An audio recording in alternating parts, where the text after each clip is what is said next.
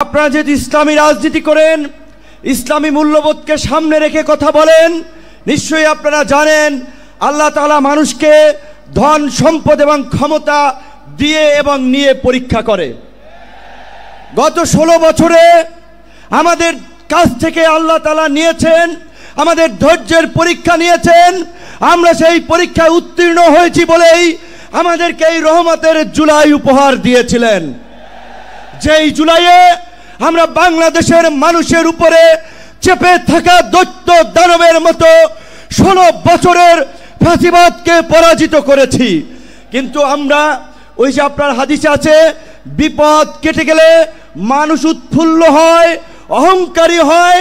তাই আমরা দেখতে পাচ্ছি এই গণ অভ্যুত্থানে আমাদের অংশীজনেরা মজলুম রাজকে উৎফুল্ল অহংকারী হয়ে জালিম হয়ে উঠছে।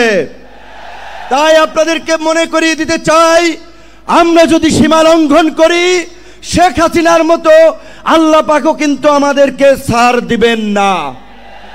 আজকে যেই ছাত্র জনতার সংগ্রামের মধ্য দিয়ে, যেই রক্ত এবং প্রাণের বিনিময়ে আমরা এই ঐতিহাসিক পরিবর্তন পেয়েছি, এই পরিবর্তনকে টেকসই করার জন্য আজকে বাংলাদেশের মানুষ যে শাসনতান্ত্রিক এবং সরকার ব্যবস্থার পরিবর্তনের আওয়াজ উঠিয়েছে, সরকারকে বলতে চাই সেই শাসনতান্ত্রিক ব্যবস্থার মৌলিক পরিবর্তন না করে আপনারা নির্বাচনের দিকে হাঁটবেন না।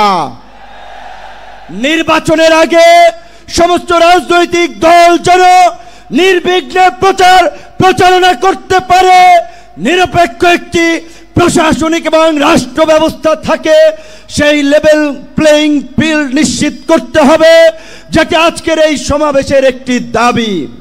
একই সাথে আমরা বলতে চাই, গত এই 11 মাস ধরে স্থানীয় সরকারের কোনো জনপ্রতিনিধি নাই, মানুষের একটা চরম ভোগান্তি।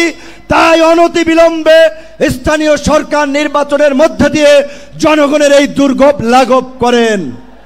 আমার ভাই, আমার সহকর্মী, সহযোদ্ধা বন্ধু জাহিদুল ইসলাম বলেছে, আমিও তার সাথে একাত্মতা পোষণ করে বলতে চাই। অনেকেই আমাকে ইয়ার্কি করে বলে, ভাই ডাকসুর চাবি কি আপনি নিয়ে গেছেন নাকি? ডাকসু তো আর খোলে নাই আপনার পরে। তো আমি বলতে চাই, ডাকসু সহ সকল ছাত্র সংসদ নির্বাচনের মধ্য দিয়ে ছাত্র রাজনীতিতে একটি গুণগত পরিবর্তনের ধারা এই সরকারকে শুরু করতে হবে। একই সাথে আমাদের এই অঙ্গীকারের বিনিময়ে এই পরিবর্তনকে দীর্ঘস্থায়ী করার জন্য, এই জুলাইয়ের সুফল মানুষের কাছে পৌঁছে দেওয়ার জন্য ঐতিহাসিক যে জুলাই ঘোষণাপত্র এবং যে জুলাই সনদ, আমরা আশা করি সরকার সেটি এই জুলাই মাসে বাস্তবায়ন করবে। অন্যথায় জুলাইয়ের অংশীদাররা এই সোহরাওয়ার্দী উদ্যানে যেমনি কিছুদিন আগে ইসলামী আন্দোলন সমাবেশ করছে, জামায়াত করছে, অন্যান্য দল করছে, সরকার যদি জুলাইয়ের ঘোষণা এবং জুলাই সনদ দিতে ব্যর্থ হয়, আমরা জুলাইয়ের অংশীদাররাই ঐক্যমতের ভিত্তিতে এই সোহরাওয়ার্দী উদ্যানে আমরা ঘোষণা করব।